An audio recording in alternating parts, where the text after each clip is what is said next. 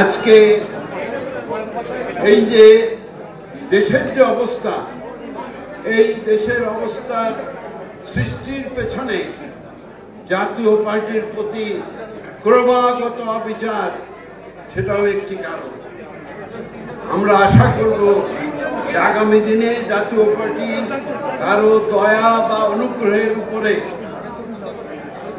নির্ভর না করে আত্মনির্ভরতার পথে এগোবে, তবেই আমাদের সাফল্য আসবে।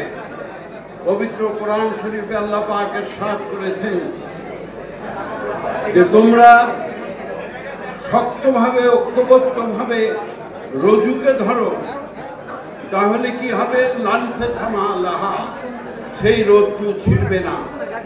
আমাদের দেশের একটা ব্যাংক আছে, সেই ব্যাংকের দেখবেন একটা স্লোগান আছে, ইউনাইটেড উই অ্যাচিভ। আমরা যদি একতাবদ্ধ হই তবেই সাফল্য আসবে।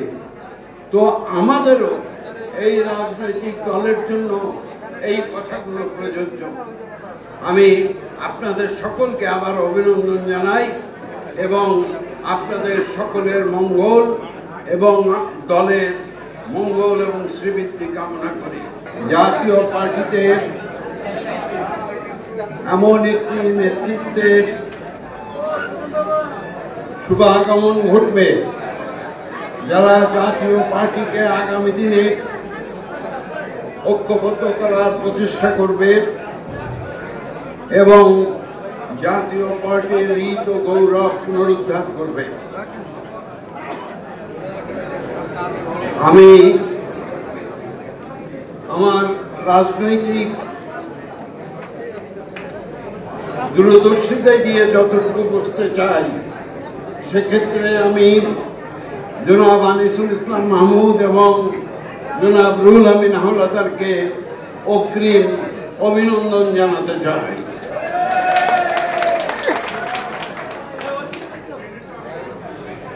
আমার মনে হয় যে জাতীয় পার্টিকে তিনটি কাজ অবশ্যই করতে হবে, তাহলেই তারা সফলতা অর্জন করবেন।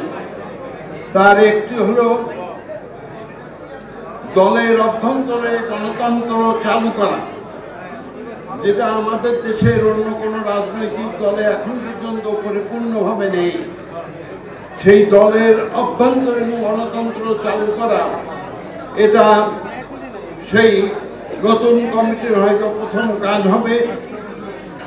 দ্বিতীয় কাজ হবে দলকে ঐক্যবদ্ধ করা এবং জনগণের কাছে নিয়ে যাওয়া।